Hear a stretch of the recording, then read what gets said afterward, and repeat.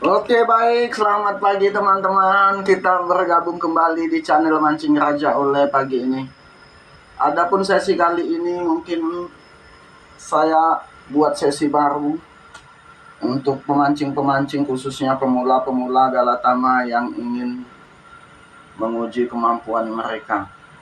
Sebelum saya menjelaskan sesi ini saya akan berikan masukan-masukan sedikit kepada teman-teman.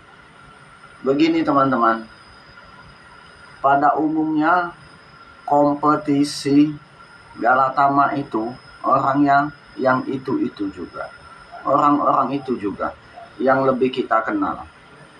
Namun pada prinsipnya mereka juga kadang-kadang melihat kita ini down juga. Down maksudnya apabila kita dapat, mereka juga drop mentalnya. Mereka itu mengakui kita juga lebih unggul kayak gitu. Kita juga ada potensi untuk menang. Tapi harus ingat, itu harus dibuktikan dengan jumlah ikan tangkapan kita yang kita dapat. Jumlah ikan. Seandainya begini, rata-rata sang juara itu mendapatkan 12 ikan. Yang pemenang juara 1. Anda hanya mendapatkan 10 atau 9. Berarti Anda sudah masuk dalam lingkaran kompetisi yang diunggulkan. Anda termasuk orang yang diunggulkan, tinggal rezeki aja yang belum. Ya, sama kayak pemain bola, sepak bola itu. Kalau Liga Inggris, Liga Premier itu, ya Aston Villa, Manchester, ibarat Chelsea, ya banyak, Liverpool. Mereka itu semuanya unggul.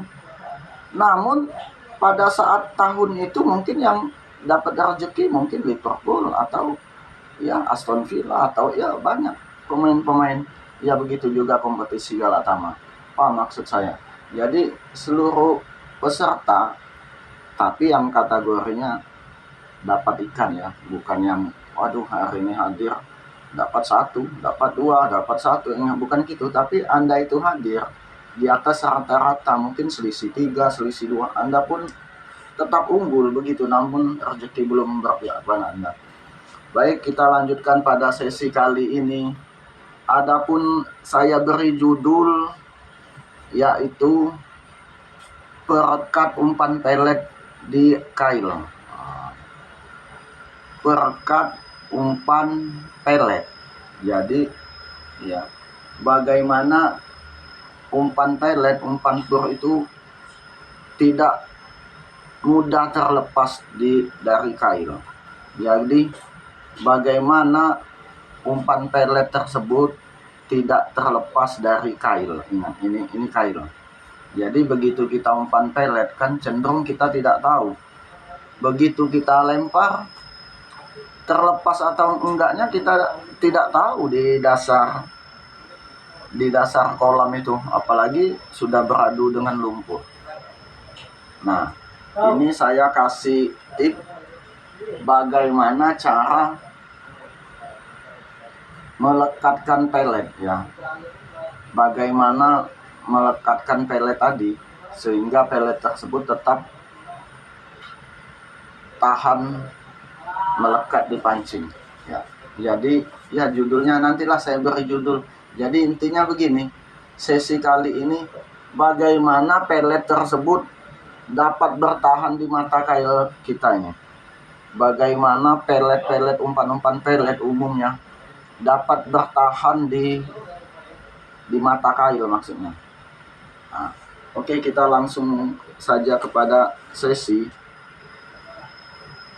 Sebelumnya saya mohon maaf kepada mungkin ada teman-teman yang sudah tahu teknik ini, tapi ini umumnya saya sifatnya sharing. Saya ya tidak masalah, mungkin ada juga yang banyak, mungkin saya dianggap copy paste atau enggak. Jadi ini penelitian, bukan copy paste atau ini penelitian. Memang kadang-kadang teruji nggak teruji, nanti kan saya cuma hanya menjelaskan, tinggal teman-teman atau memang teman-teman sudah pakai ya silakan, tapi saya di sini hanya mungkin ada yang belum tahu maksudnya. mungkin ada yang belum tahu. Jadi sesi kali ini adalah bagaimana mempertahankan pelet berada di kail. Baik, sebelum kita mengenal pelet, sudah saya jelaskan pada cara memilih mata kail. Pada sesi cara memilih mata kail ada pada tayangan sebelumnya. Itu sudah saya jelaskan lebih kurang 10 atau 12 menit. Sebelum kita mengenal mata kail, kita harus tahu dulu kondisi umpan pelet. Umpan pelet itu mengandung tekstur. Umpan pelet itu mengandung tekstur keras, kenyal, lembut. Ingat, ada tiga tekstur: keras, kenyal, lembut. Anggaplah lembek. Nah, oke. Kalau keras, tekstur Anda keras, ini tidak saya bahas. Kalau pelet Anda keras, ini tidak usah dibahas lagi lah. Nggak perlu pakai modif lah. Nggak perlu modifikasi lagi kail ini. Kalau umpan Anda keras, kail ini tidak perlu dimodifikasi lagi. Jadi kalau umpan Anda keras, ini saya nggak bicara pada umpan pelet yang keras. Kail tidak perlu dimodifikasi. Namun yang saya lebih tekankan pada dua pelet ini, dua umpan. Umpan yang kenyal dan satu lagi umpan lembek. Jadi cuma dua tekstur umpan yang akan bisa digunakan untuk pada sesi kali ini. Ya, sesi kenyal mungkin Anda mampu melempar 4 atau 5 meter kenyal. Lebih dari itu tidak mampu lagi posisi kenyal. Kalau posisi lembek paling 2 meter, 3 meter lah paling jauh. Kalau lewat 3 meter sudah. Dia terlepas pada saat kita untal dari joran umpan tersebut. Yang lembek tadi lepas. Apa maksudnya? Terlepas dari kail. Nah, ini umpan lembek tadi begitu kita umpankan terlepas dari mata kail. Mau dibesarin mata kail, ya mungkin umpan nggak mau makan. Membesarkan mata kailnya ini kita besarkan ukurannya biar nggak cepat jatuh. Ya itu tadi, ikannya yang nggak mau makan. Pada saat umpan lembek ini juga kalau kita mau jauh ya tidak mungkin. Paling 4 meter, 5 meter lewat dari situ umpan tekstur yang kenyal ini hanya mampu di situ. Dia pun terlepas. Apalagi setelah di dalam air dengan terkontaminasi dengan air, belum lagi ikan-ikan kecil, ikan-ikan yang pengganggu umpan pelet ini, mereka bereaksi memakani umpan. Ya lama-lama umpan yang kenyal atau lembek ini cepat habis. Kita nggak terasa, baru 2 isapan rokok umpan sudah habis, tapi kita nggak ngerasa.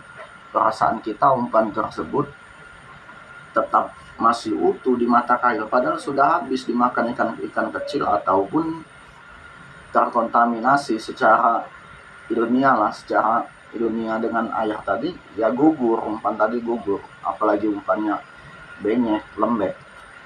Baiklah, di sini setelah saya kenalkan teman-teman dengan 3 tekstur tadi, keras, kenyal, lembek, ini khusus umpan lembek.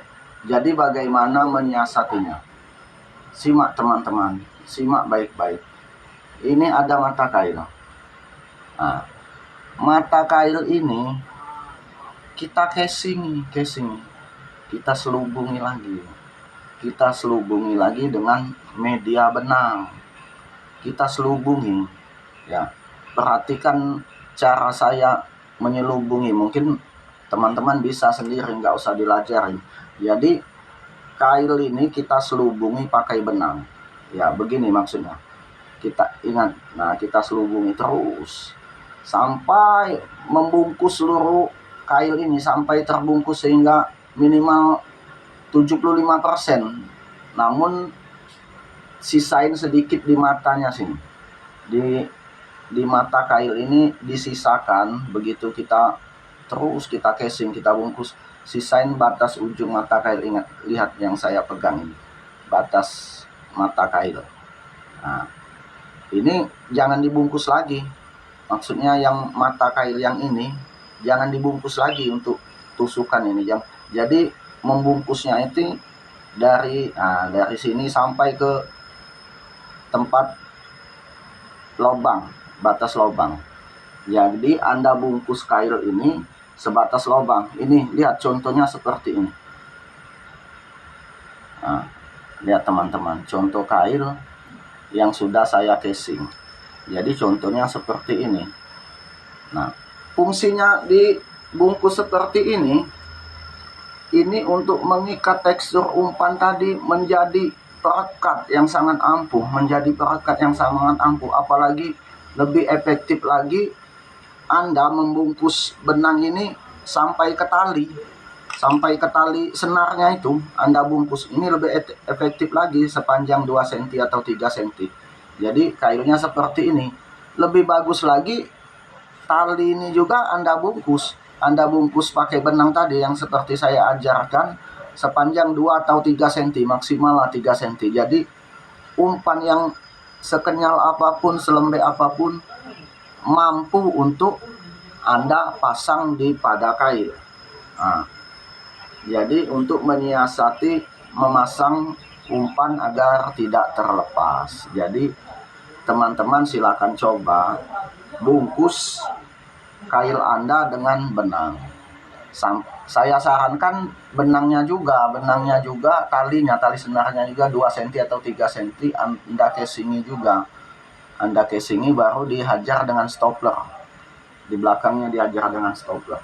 Ini kegunaannya tadi, di samping mampu teman-teman melempar lebih jauh, yang tadinya 2 meter bisa 6 meter atau 7 meter dengan dipakai modifikasi seperti. Anda yakin umpan tidak akan terlepas setelah terendam di dalam air, meskipun terkontaminasi, sisa aroma umpan pelet itu masih melekat di kain-kain benang ini.